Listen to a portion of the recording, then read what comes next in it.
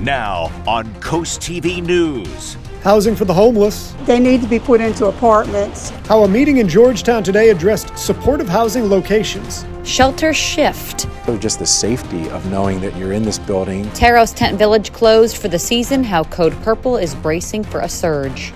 Wicked wind chills this way come after the rain is fully gone. This is CoastTV News at 6. Housing for the homeless in Georgetown. Good evening. I'm Madeline Overturf. And I'm Charlie Sakaitis. Welcome to our News at 6. Our top story tonight is a committee in Georgetown continuing to handle what some call a problem in the county seat. The Supportive Housing Issues Committee was first formed in September. The group is filled by advocates and people who live in town with the goal of reporting back to council how to improve existing supportive housing facilities. That means shelters, recovery homes, and pallet homes. Coast TV News reporter Brandon Ferguson is live in Georgetown. Brandon, tonight's meeting addressed addiction issues in town and law enforcement responding to those supportive housing locations.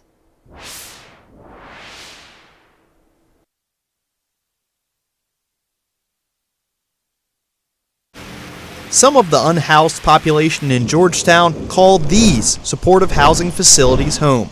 Others call the train tracks home. It's just getting out of control. We've never had this problem before. George is homeless in town. He says the state and town can be doing more, but so can homeless people themselves.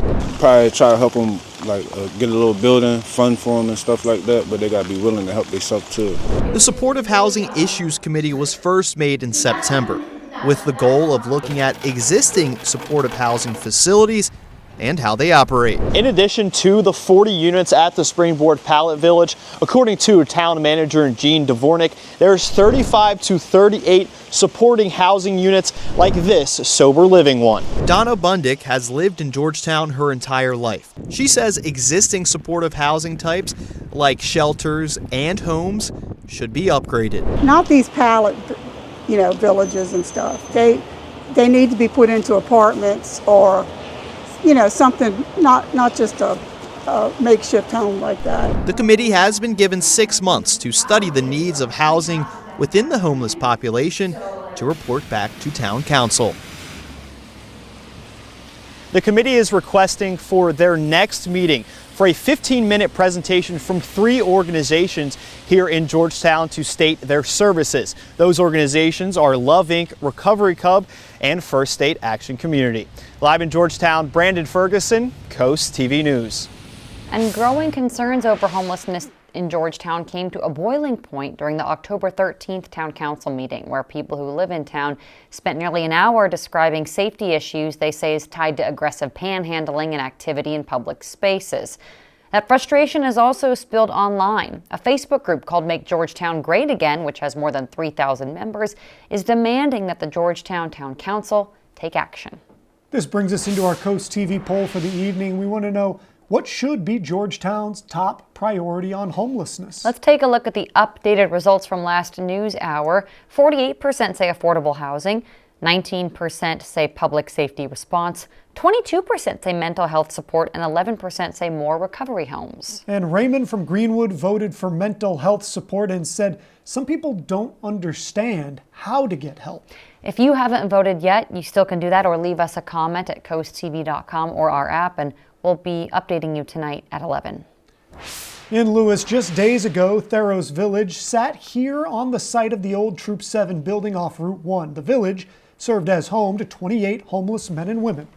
Coast TV News reporter Emma Aiken is live in Lewis. Emma, the tents are gone and that village now closed.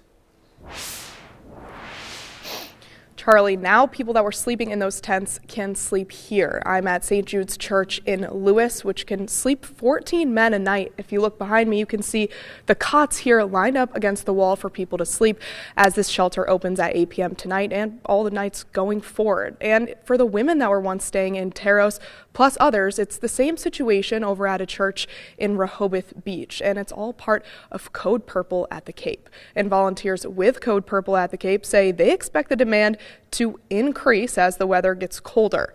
One of the guests staying at the shelter says before the shelter opened this week, he was camping outside wherever he could.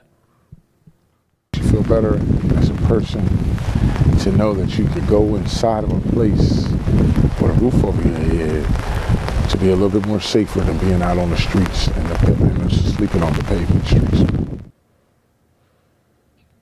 These overnight shelters will stay open through mid-March before the transition back to Tharros ahead of the warmer months. And when I was speaking with organizers today, they say because 1 to 2 people are here supervising each night, they're always looking for volunteers to help with that role, among other roles. Reporting live here in Lewis, Emma Aiken, Coast TV News.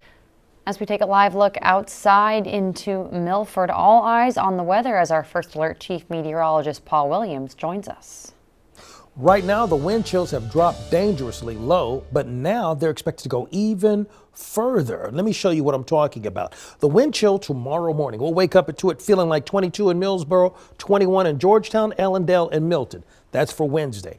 Then we go forward to Wednesday night at 10 o'clock. We'll stay in the 20s. Thursday morning at 7 o'clock is going to feel like 25 in Millsboro, 26 in Delmar, 25 in Seaford. But then Friday, this happens. We're going to feel like 18 in Rehoboth, 17 in Lewis, 15 in Ellendale, Seaford, and Delmar, and get this, 14 in Georgetown. So the wind chill factor is going to be significantly lower and problematic for us as we progress. Even going into Saturday, we're still going to be in the lower 20s for an extended period of time. Right now, we stand at 45 degrees in Ocean City, and we'll drop to 35 later tonight. But keep in mind, we're looking for that chill to continue to kick in for us. And we have rain. We recorded over an inch of rain for us in Ocean City, just shy of that in Salisbury, and just over a quarter of an inch in our official site in Georgetown. I'll elaborate more on the rain in a moment and more on the cold as well, but for right now, back to you. Paul, thank you. Ocean City Council has voted to extend its moratorium on certain short-term rentals. Coast TV News reporter Kevin Zapaya is live in Ocean City. And Kevin, Council voted to extend the moratorium by a whole year. Maddie, after hours of discussion inside the Ocean City Council on Monday, the extension of the moratorium passed with a 4-2 vote. And now that moratorium will stay in place until January 3rd of 2027, blocking any new rental licenses in residential neighborhoods and mobile home communities. Reaction to the decision was mixed. Ocean City Mayor Rick Meehan told us the extension will give the town more time to discuss potential regulations to help preserve those areas. But others, like Terry Miller, say the extension should never have moved forward after July's special election, and she plans to petition for another referendum. We've got a great team, and I think we'll succeed again. And I hope at some point the mayor and council will listen and start focusing on real issues. Now, according to the mayor, if new regulations are put in place before January 3rd, 2027, that moratorium could be lifted earlier than expected. I'm Kevin Zapay, live in Ocean City, Coast TV News. Higher water and sewer bills in Worcester County were the focus of an informational meeting today at the Government Center in Snow Hill. County staff walked through new rates for the 2026 fiscal year, explaining how each sanitary service area is supposed to cover the full cost of treating and delivering water plus long-term maintenance. County leaders say some of the increase is catching up from past decisions, but much of it is about keeping the system sustainable going forward. For fiscal year 26, it was a difference of rates from prior years, and it might have been not informed properly or appropriately as much as some customers would like. County staff say anybody struggling to pay should reach out so that they can be connected with agencies that may offer financial help. Maryland Eastern Shore men's basketball team hits the road to take on East Carolina later tonight. DSN's Tyler Aiken previews the start of a long, tough journey before conference play. Delmarva Sports Network from the Wawa Studios. UMES men's basketball has taken a step forward. Last year, in their first season under head coach Cleo Hill Jr., the Hawks started 2-8. This year, they're 4-6, and while that seems like a small step forward, Coach Hill says the numbers don't tell the whole story. Oh, wow. Night and day. It's a different group. Last year's group, it was all new for all of us, even as a coaching staff. This group has the ability to play a lot of different ways, a lot of different lineups. We can play big, we can play small. Tonight against East Carolina, UMES should probably play big. The Pirates have 4 players in their regular rotation who measure in at 6 feet 10 inches tall. The Hawks, on the other hand, don't have a single player taller than 6'9". Expect Maryland Eastern Shore to battle as well as it can tonight at 7 o'clock. And this game's on the road, so you can't catch it on the Delmarva Sports Network. And the Hawks are actually on the road the entire month of December. But when UMES returns home for a clash with Morgan State on January 3rd, know that you can tune in on DSN. Have a nice night, folks. And we're just getting started this evening. A new speed limit on Route 24. How much lower you're going to have to go in Millsboro? The rain is coming to an end, but the wicked wind chills, well, that's just about to begin. But first, from hospice patients to local artists, how Giving Tuesday helps strengthen local organizations when we're back in just 60 seconds. This is Coast TV News at 6. Giving Tuesday is a global event. It celebrates generosity, it encourages people to give back, and that includes right here along the coast, where local nonprofits are trying to make a difference as well. Coast TV's Nicole Richter shows us how 2 specifically are trying to help out the communities they serve. At Coastal Hospice, Giving Tuesday isn't just about the donations, it's about making sure patients and families get the care they need. We give them comfort, we give them dignity, and we are there not just for them, but for everyone. The organization says their mission continues because of community support. We have so many people in need, and it's only getting worse with these economic times. And over at the Ocean City Art League, donations help keep admission free and fund a whole host of programs. Giving Tuesday means that we have an opportunity for the community to give back here at the Art League and let us continue the mission of spreading the creative arts throughout the Delmarva region.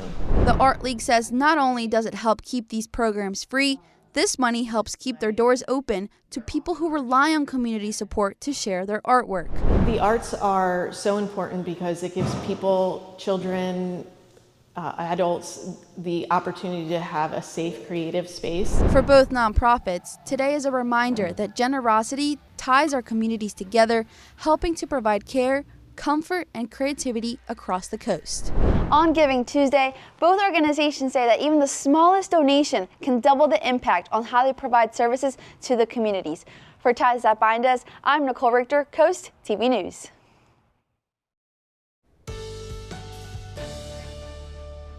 Right now, we have the rain that's beginning to exit the scene, but into the forefront will come the cold, the chill, and the wind chill factors that are going to be really significantly lower and on the dangerous side, quite frankly, if you're outside for an extended period of time. Now at Milford right now, we're holding at 41 degrees. Dew point temperatures at 39, the measurement of moisture content in the atmosphere. But we are expecting for increasing cloud cover over Milford at least, and 36 degrees by the time we get to the 10 o'clock hour. Now here's where the temperatures stand right now. We're at 41 degrees in Seaford as well as Bridgeville. We're holding at 43 in Gumboro, 44 in Ocean Pines, Bethany Beach, Indian River Inlet, and 45 degrees right now in Lewis. Now the rain and the last remnants of it's leaving, but we do still have in its wake the cold and the winds, and the two will combine for a very uncomfortable situation for the rest of the work week. And get progressively worse, by the way, in case you were wondering. Small craft advisories active on the Atlantic side, meaning that we're bracing for 25-mile-per-hour wind gusts as the temperatures continue to drop. Now that combination is going to stick around and be a concern until Wednesday lunchtime. And then on the other side, Smith Island, Tangier, Westover, in those areas, there's actually a gale wind warning. Now this is significant because we're talking about, as you're crossing the bridge, we're talking about 45-mile-per-hour wind gusts. It could cause some problems in utilizing the bridge over the next, let's say, 12 to 18 hours. Keep that in mind. And then overall, we're still just recovering from that nor'easter, just pounding the northeast. Now we were on the rainy side of that nor'easter, so we were quite fortunate. We had over an inch of rain in places like Harbison, Diggsboro, Rehoboth, Lewis, Bethany Beach, and Ellendale. Just barely over an inch in Ellendale, by the way. Then we also had more than an inch Indian River Inlet, but other locations we had 3/4 of an inch or close to an inch of rain in Laurel, Georgetown, as well as Seaford. Now, the official Georgetown is a little bit different. There's 2 different sites we get rain measurements for Georgetown. 1/4 of an inch in one area and close to an inch for yet another. Wednesday, we're not worried about rain or even cloud cover. The cold and the winds, that's the crux of the matter. Winds out of the northwest up to 20 miles per hour. You see, we start off sunny on Wednesday, sunny by the afternoon, and temperatures in the 40s. Thursday, we start off in the 30s, and then we have a few scattered clouds by Thursday afternoon. But this is the story, the wind chill. Feeling like 21 for Wednesday morning, 25 for Thursday morning, 15 to 14 on Friday morning. So that's why we're bracing for that. And then Friday, we may watch out for a chance of a little snow trying to peek its head on one of our model runs. I'm just showing you that for entertainment purposes only at this point, okay? Here's a look at your extended forecast. We do have a chance of a wintry mix possibly paying us a visit on Friday, but I'm still doing a wait and see approach on that. Thank you, Paul. Georgetown is one step closer to a new police and public works facility. There will be a groundbreaking ceremony Friday, December 12th at 11 a.m. at 700 University Drive. This new facility plans to modernize the police and public works and expand facilities. DelDOT has approved a new speed limit reduction on Route 24, lowering this stretch of road from 45 to 35. This is in Millsboro. The change applies from Delaware Avenue up to Lewis and Mumford roads. New signs have been installed, and they also have monitors that record drivers' speeds.